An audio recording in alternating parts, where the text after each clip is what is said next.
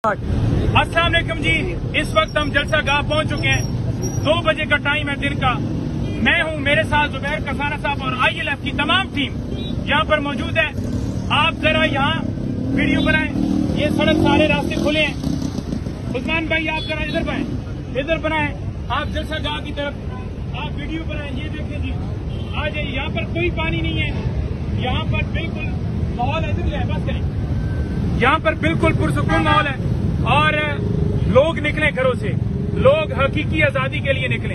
आपको निकलना होगा अगर आप चाहते हैं कि आपके बच्चों का मुस्तकबिल जो है वो ब्राइट हो, रोशन हो, तो आपको हर सूरत इस जलसे को कामयाब करना होगा।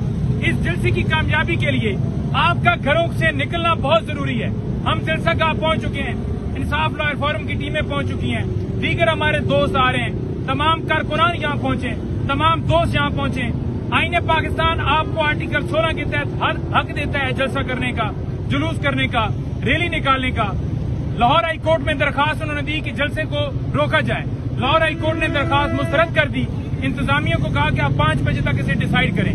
आपको पता ही है कि इंतजामिया ऊपर से हुक्म लेती है, लेकिन आइन का आर्टिकल 16 आपको जवाब देता है कि आप जलसा करें।